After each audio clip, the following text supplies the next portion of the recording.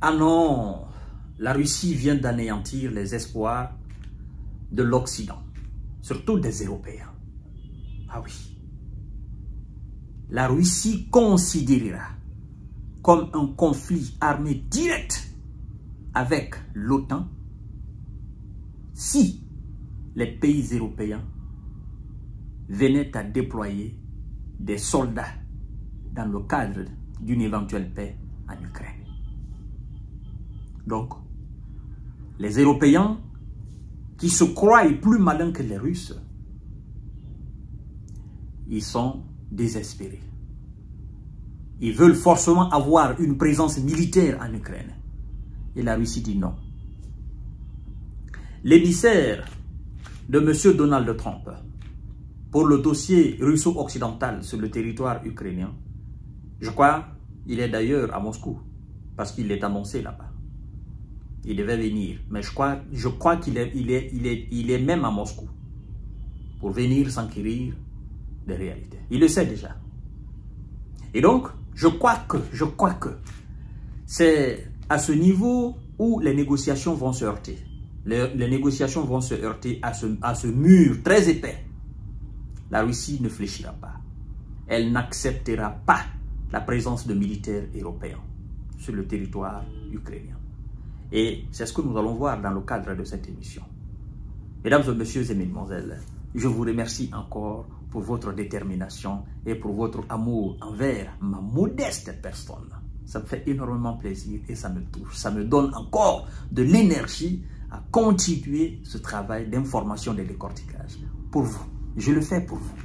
Tout pour vous. Rien pour moi, mais tout pour vous. Voilà. Alors, l'heure est grave, mesdames et messieurs. La Russie considérera comme un conflit armé direct le déploiement de soldats de la paix européenne en Ukraine. Il n'a pas dit le déploiement de soldats américains, parce que les Américains ont été clairs là-dessus. Il n'y aura pas de soldats américains sur le territoire ukrainien dans un format de garantie de sécurité. Il n'y aura pas. Si nous devons avoir des soldats américains, peut-être ce serait pour sécuriser les zones d'exploitation de minerais.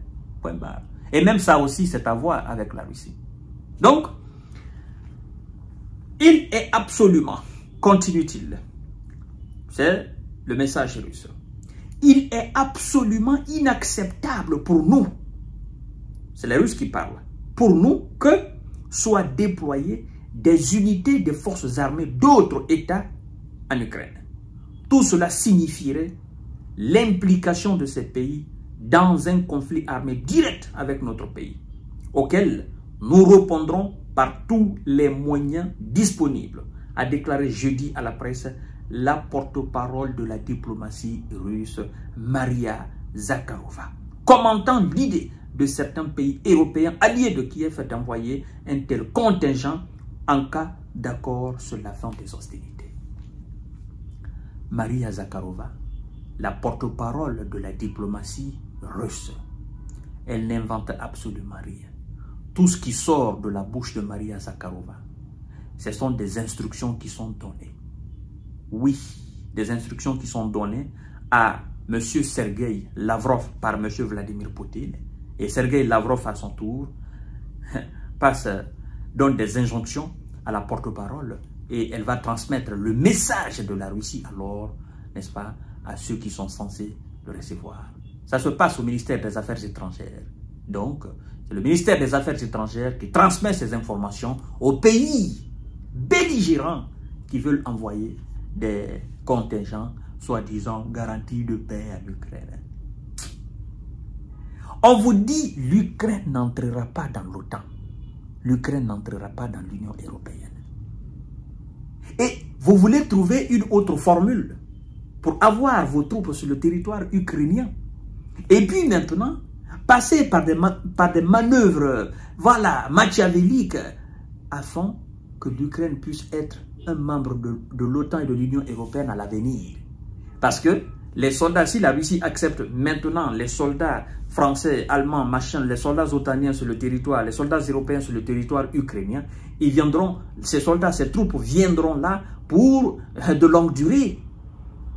Et donc, Si la Russie l'accepte et elle signe le papier, elle aura du mal à révoquer effectivement cet accord. Et donc, pour éviter tout piège, la Russie se dit, vous pensez qu'on est fou? On n'est pas fou. Il n'y aura pas de soldats. En plus de ça, Vladimir Poutine va plus loin pour dire, nous ne voulons pas de cesser le feu, nous ne voulons pas de paix partielle, nous ne voulons pas quelque chose de partiel, quelque chose de temporaire. S'il doit y avoir une paix, que ça soit une paix définitive et durable.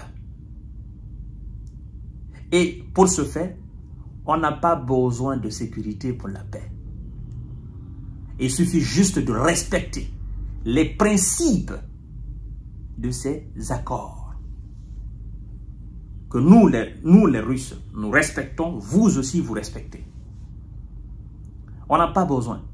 Pour dire, nous allons envoyer des soldats, d'abord, cette idée d'envoi de troupes européennes sur le territoire ukrainien pour garantir une quelconque paix, c'est un manque de confiance.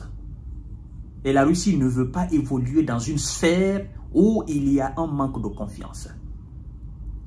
Donc, elle veut faire les choses de façon sûre et durable. Donc, on ne veut pas de soldats sur le territoire ukrainien.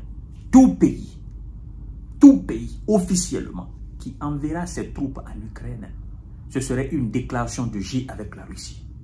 Ce pays aura alors déclaré la guerre avec la Russie et subira les conséquences de cet acte. C'est ce que ça veut dire. Nous répondrons de façon proportionnelle au comportement de ce pays-là. Et nous allons répondre avec les moyens à notre disposition. Les moyens à la disposition de la Russie. Quand la Russie vous dit cela, vous avez le sang glacé. Parce que vous vous dites, ben, moi je suis polonais, je me dis, les pays comme la France, le Royaume-Uni, la Grande-Bretagne, ces pays n'ont pas envoyé des troupes pour aller garantir la paix. Comment voulez-vous que moi, la Pologne, la Finlande, la Suède, ou la Belgique, la Hollande, l'Italie ou l'Espagne, j'envoie des troupes? Je ne suis pas fou. Si l'ensemble même de l'Union européenne, donc les pays membres de l'OTAN, ont peur d'envoyer des contingents, comment voulez-vous qu'individuellement on puisse envoyer des militaires? On n'a pas de militaires au sein de l'OTAN. Ils ne sont pas prêts à faire la guerre. Ils ne sont pas formés pour faire la guerre avec l'armée russe. Parce que faire la guerre avec l'armée russe, il faut être dans un autre monde. Parce que là, ce n'est pas des discours. C'est des armes qui parlent, des armes modernes. Et Dieu seul sait, aujourd'hui, hein, la consistance, n'est-ce pas, la consistance, l'expérience qu'a tiré l'armée russe, n'est-ce pas, de cette opération spéciale militaire. Et aujourd'hui, tous les pays européens ont peur de l'armée russe. J'ai vu des généraux sur le plateau LCI qui parlaient de cela, qui faisaient le relativisme, qui faisaient une comparaison, une étude comparative entre l'expérience, les capacités militaires de l'armée russe à celle européenne. Ben, j'ai eu quand même des généraux sur le plateau, bon, qui ont été logiques et qui ont dit clairement que comparativement à l'armée européenne, la Russie est au-dessus. Et même comparativement à l'armée américaine, la Russie est au-dessus. Ah oui, l'Amérique, depuis la Deuxième Guerre mondiale, l'Amérique n'a jamais connu une telle guerre. Elle n'a jamais effectué une telle guerre. Ce n'est pas l'Afghanistan, ce n'est pas l'Irak, ce n'est pas la Libye, ça. Voilà. Et donc, la Russie, elle est devenue une armée très aguerrie, très expérimentée, très endurcie par la guerre. Et donc aujourd'hui, il n'y a aucune puissance militaire qui peut se comparer à la Russie. Même la Chine. Les entraînements n'ont rien à voir avec les faits réels, les combats réels. Non, non, non, non, non, non. Oh non, nous sommes des commandants, nous avons fait des formations. Ça n'a rien à voir avec le combat réel. Ça n'a absolument... C'est deux choses mais diamétralement opposées.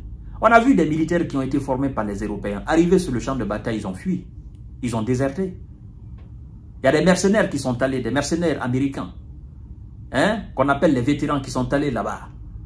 Ils ont fui en voyant ce qui se passe sur le terrain. Ils ont fait des témoignages en disant que eux, tout le long de leur carrière militaire américaine, ils n'ont jamais assisté Ils n'ont jamais participé, n'est-ce pas, à une guerre ou à un conflit où ils n'ont jamais quand même accompli une mission où il y avait une telle intensité.